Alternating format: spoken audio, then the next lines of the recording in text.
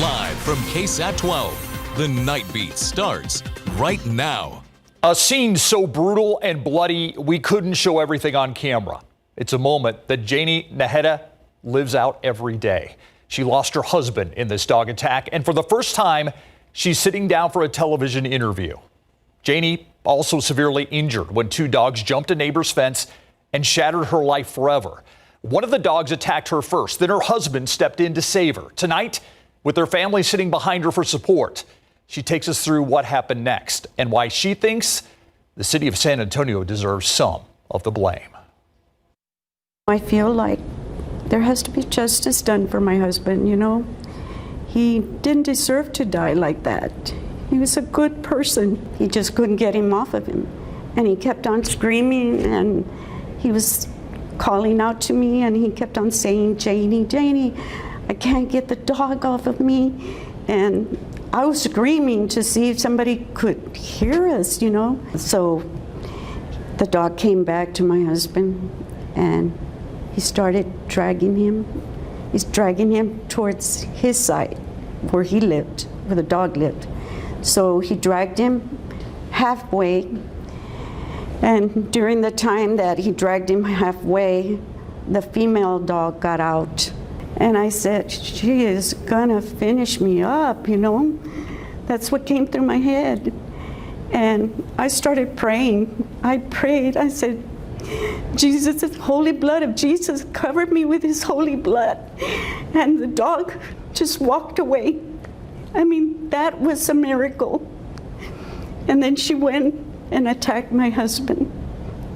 And she's the one that pulled the dialysis line out. And I could hear my husband screaming. But I'm thankful that the fire department got there. My husband is my hero because he saved my life. But the fire department, they're my heroes too. Because if they hadn't gotten there, I think the dogs would have finished me up too. You have emotional and physical wounds. I do. Will those ever heal?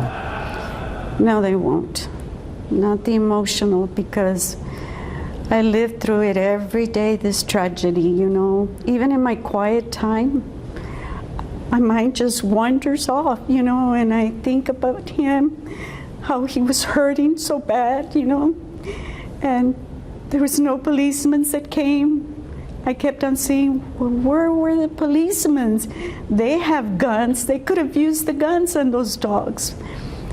But I'm just thankful that the fire department came to my rescue. And I even went to the fire station, and I met them all. And I thanked them. And I thanked them from the bottom of my heart.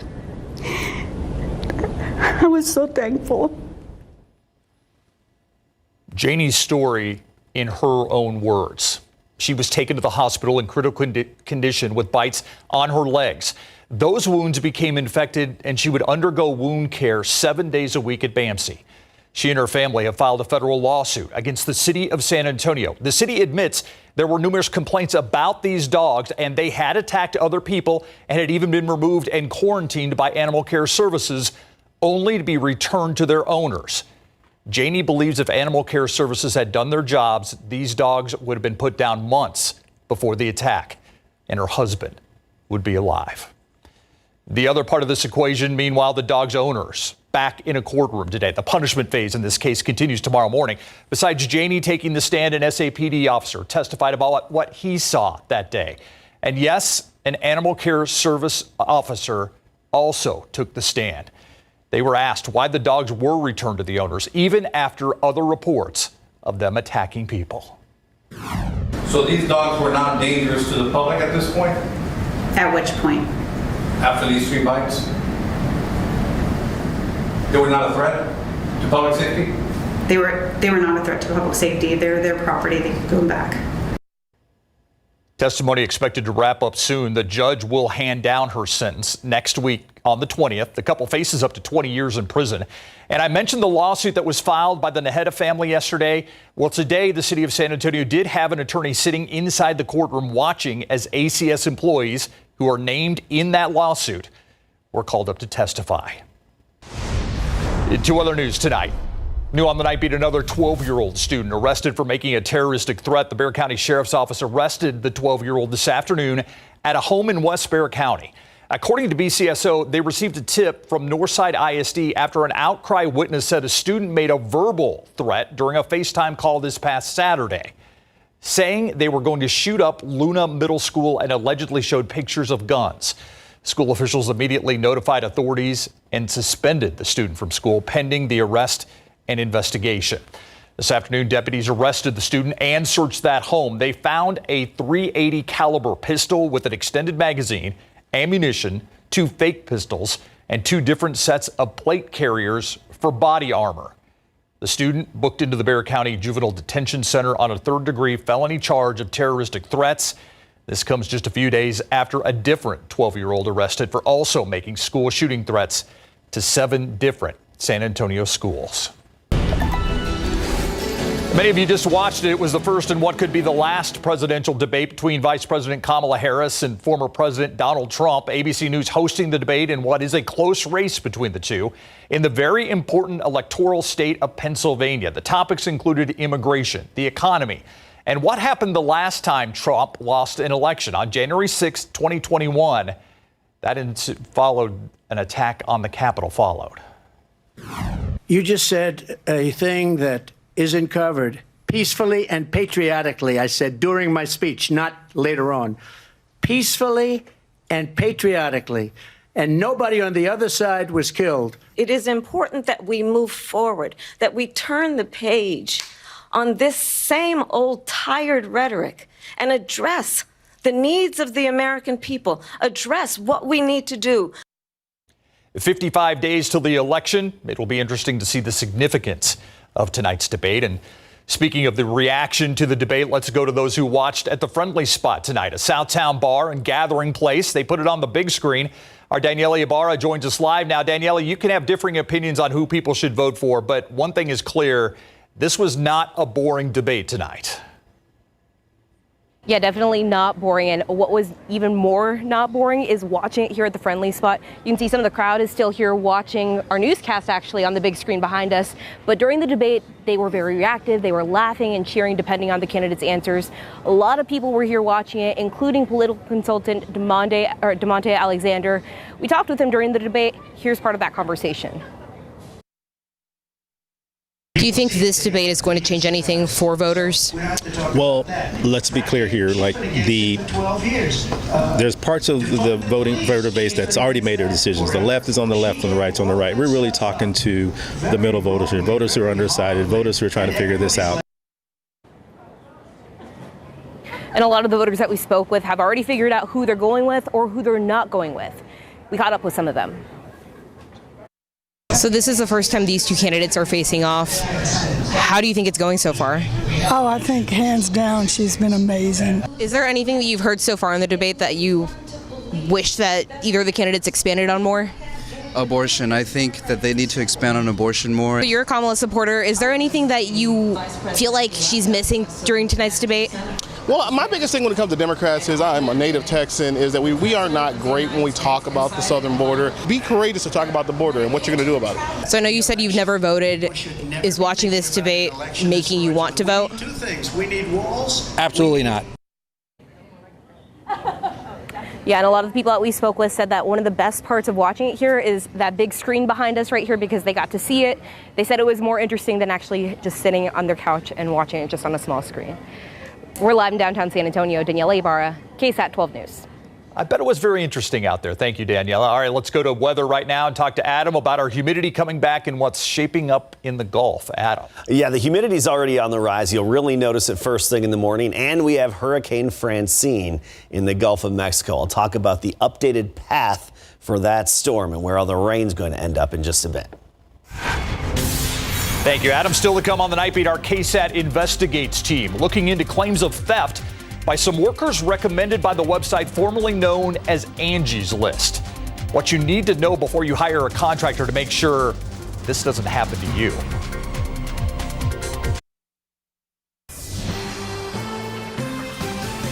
It is a well-known website that's supposed to connect vetted contractors with people looking to get home projects completed. Angie, formerly known as Angies List. However, for months, KSAT Investigates has gathered reports showing these arrangements sometimes fall apart, requiring law enforcement to step in. Dylan Collier on the potential pitfalls, even when you think you've found the right person for the job. So I wanted to try and put something up that we could enjoy before my kids became adults and moved out. But Jesse Aranda's dreams of having an in-ground pool built in the backyard of his southwest side home are now nothing more than a Facebook memory. This is definitely not what we were looking to have. This San Antonio police report shows Aranda found a pool builder through Angies List, now called Angie, after securing financing and handing over a check for the down payment of $13,000. Aranda says construction never started, but excuses from the contractor certainly did, forcing Aranda to file a felony theft report to get back his money. I contacted him.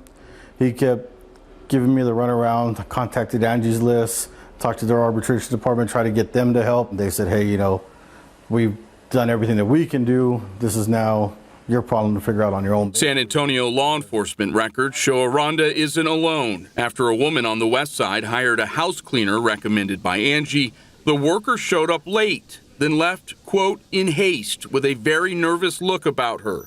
The victim returned home to find some of her jewelry had been stolen. The suspect was later arrested in order to pay restitution, the victim told KSAT, for items that were not recovered by San Antonio police. This is the world we're creating. Introducing Angie. In these promotional videos, Angie claims to match consumers with top-rated expert pros, allowing potential customers to get quotes on projects or connect with contractors by following just a few prompts. But a closer look at the site's frequently asked questions reveals that background checks are only performed on a company's owner or principal, not its employees. And as for whether a contractor is licensed, bonded, and insured, turns out that information is self-reported. Angie instead encouraging its customers to verify on their own whether someone they could potentially hire is actually licensed to do the work. As a consumer, you think you have an extra layer of protection because it's not someone that came door to door or I just happened upon them. Yeah, you would think that there is. San Antonio Police Detective Ronald Rocha said it's best to do your own vetting. Get a formal contract before ever handing over funds for work.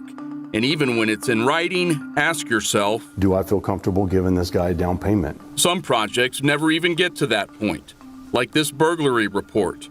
After another San Antonio woman used Angie to get a list of possible contractors for a back fence estimate at a home she was refurbishing, she came there and found 3 men inside. The victim telling KSAT they removed wood and screws to enter the residence without her consent, then took off in a light gray Suburban. For Aranda, they just ruined pretty much everything. His days of using Angie are long gone. Yeah, I've never used them again. I've never been back to their website. I won't use them.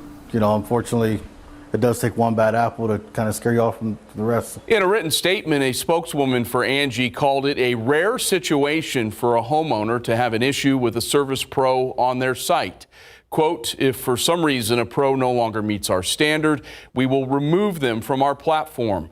We encourage homeowners to reach out to us whenever a problem occurs so we can help to find a resolution. Detective Rocha says, if possible, find a contractor who does not require a down payment. Meet with them face-to-face before the project begins or money exchanges hands. And ask to make a copy of their ID. If they say no, you may want to find someone else to do the work. For KSAT Investigates, I'm Dylan Collier. As always, buyer beware. All right, let's take a live cam shot right now. And we've had that cloud cover for a large part of the day. That have anything to do with what's happening in the Gulf? Yeah, 100% actually. A lot of those clouds were thrown our way from what was Tropical Storm Francine, now Category 1 Hurricane Francine. You can see the center of circulation, not a well-defined eye in terms of satellite imagery, but you can see it here with the radar imagery. Just within radar range, and there's that center of circulation. This is headed northeast toward the Louisiana coastline, where it's going to be making landfall by tomorrow afternoon into the early evening. Here's the latest stats from the Hurricane Center.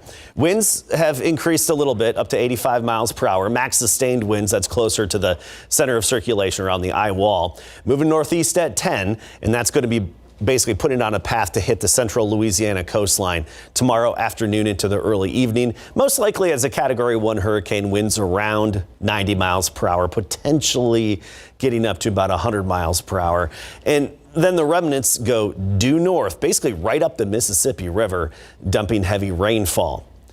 Here's a look at the spaghetti plots and basically the computer models, and they've been trending eastward pretty continuously the past couple of days. They continue to do so, which bodes well for the Texas coastline. We had very minimal impacts today, just some higher surf and water levels, a little bit higher than usual, and wind gusts around 30 miles per hour. That was it. But you see the very tight concentration of those computer models, pretty good agreement. As for additional rainfall from it, really not even a whole lot in East Texas.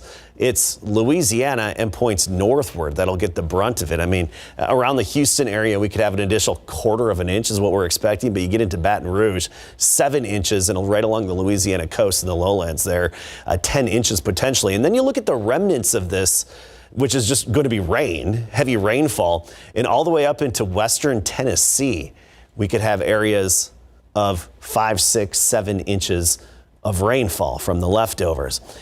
Our heat is turning up a little bit relative to the little taste of autumn that we had a few days ago, at least a few mornings ago. 92 tomorrow, 97 by Friday and Saturday. But here's the thing, when you factor in the humidity, you get that heat index. That's the top line. The heat index will be right around 100 degrees for a few hours each afternoon and probably even exceed it a little bit as we get into Friday. Notice those temperatures are above average, the average high 91. Humidity is returning. Dew points back in the 60s, not everywhere. You go west of I-35 and it's not quite as humid, but the sticky air is going to be pushing westward continuously overnight, and we're going to wake up to some very muggy air tomorrow, and you'll notice that change. 72 degrees at 7 a.m. with that high humidity, 86 at noon, 92 the high temperature. Back to more of what we're used to around here. North wind at 5 to 15, but despite that north wind, it's still going to be humid. Hondo 94 tomorrow. Kerrville, not bad at 89 degrees for the high. Meanwhile, Rio Medina 93 and Seguin 91. Looking ahead, I wish I had better rain chances. Only a 20% by next Monday. Yeah. That's it. Heat back Friday, Saturday. Yeah, luckily Francine not impacting the Texas coast very much. Yeah, absolutely. Thank you, Adam. All right, UTSA players know UT, some better than others. Yes, and one in particular, it's going to be emotional to see him go up against UTSA. Trey Moore, one of the best players in UTSA football history, will face his former team since transferring to Texas. And a lot went right for the Cowboys week 1, especially defensively. That and more after the break.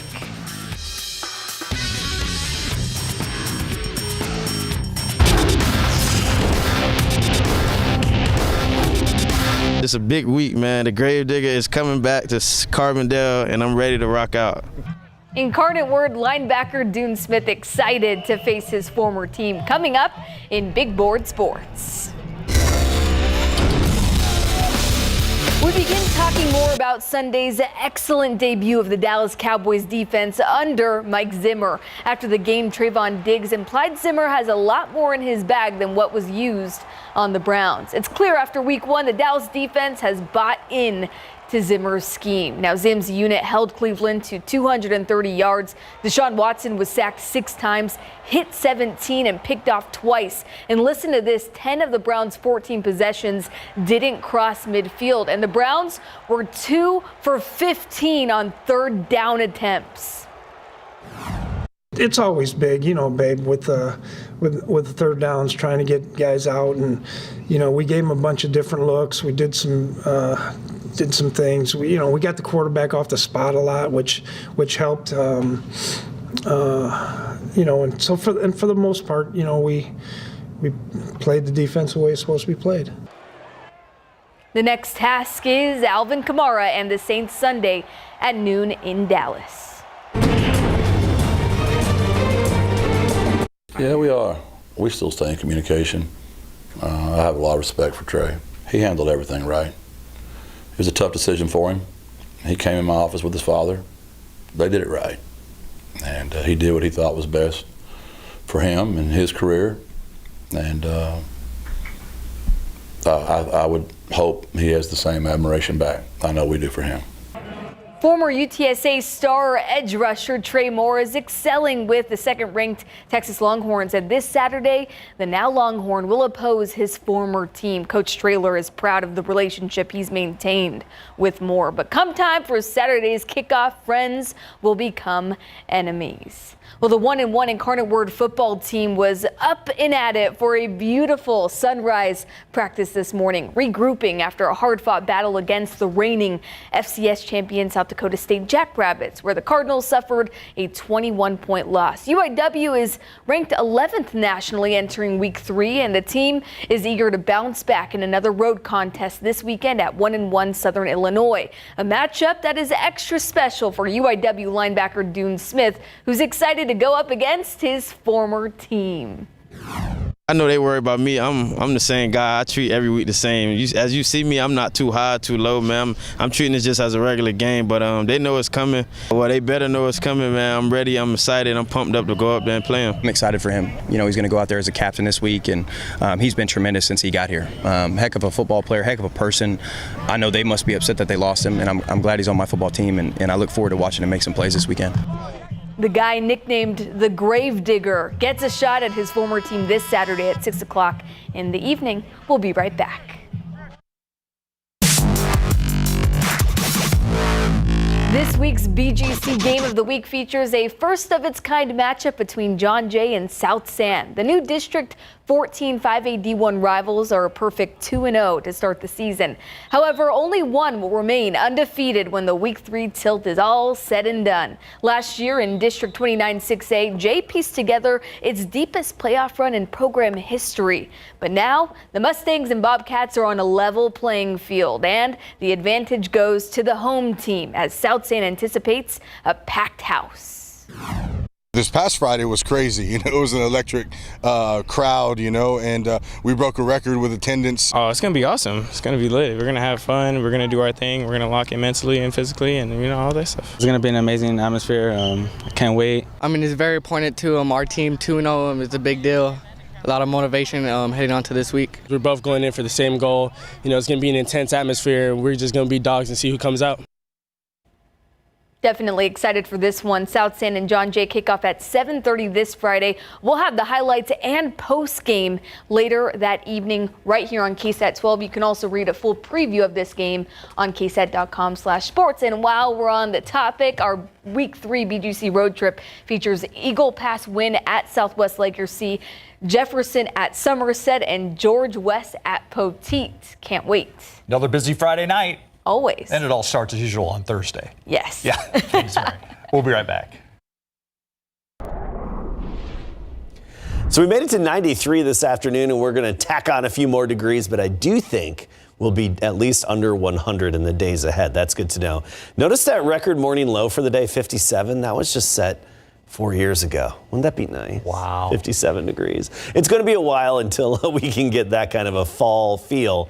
We're going to have mornings back in the low to mid 70s starting tomorrow. Humidity's back, and you're going to feel it first thing in the morning. That's what I was going to say. Like, let's say you had a tea time in the morning and afternoon. Let me guess, there's I'm one asking for somebody, for a friend I'm asking over there. for somebody next to me, yeah. He'll be good to Quite go. the golfer. Oh, I know. Check out her Instagram. I learned